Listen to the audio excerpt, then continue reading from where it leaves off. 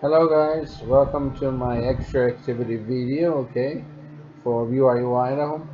The module is number 5, bones, and I decided to prepare this video on the endochondral ossification when hyaline cartilage becomes a compact bone. Okay, so I hope you guys enjoy and have some fun with with this discussion. So let's begin. Here, as you can see, it's a regular cartilage, while the fetus is within 9 weeks of development, which then in the outermost edge of the cartilage within the perichondrium, newly converted osteoblasts start to gather around this perichondrium, encasing the diaphysis completely and forming what we call periosteal bone collar. And after that, after completely forming this cast around the shaft of the bone, these chondrocytes are stimulated to enlarge.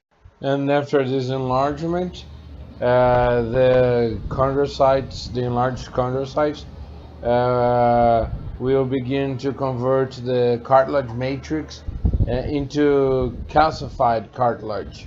And by doing that, they end up dying, leaving porous spaces within the cartilage, the former, so to speak, cartilage, and blood vessels begin to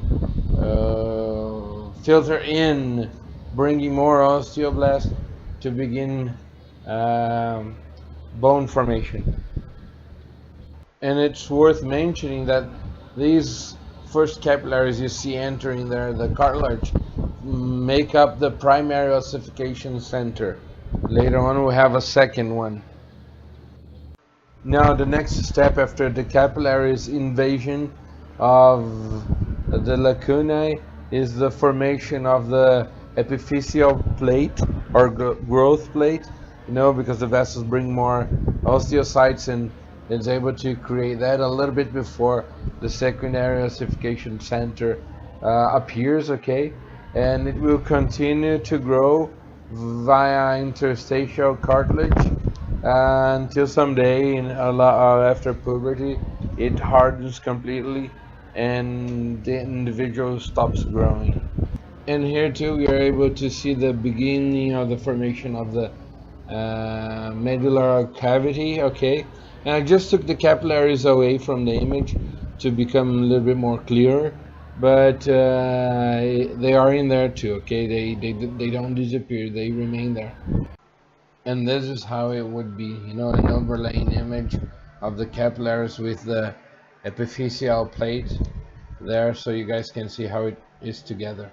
Okay, now one thing worth mentioning is that bones are never fully formed prior to birth, because it would be difficult for the child to come out of the mother through the normal canals, right? So nature, fashioned a way that bones would only completely calcify, solidify after birth. So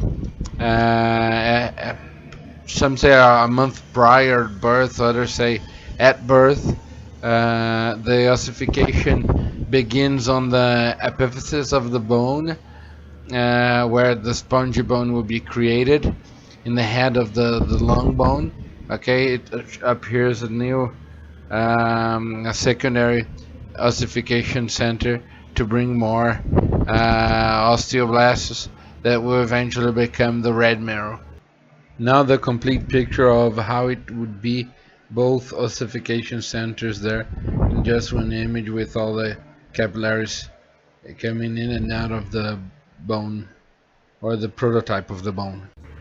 Now as you can see, the ossification is complete, and now the idea is that the bone will grow only in certain thickness and length until puberty, okay, though the bone is always renewing itself, and we consider that every 10 years a whole new bone is renewed, but they technically still remain the same length, right?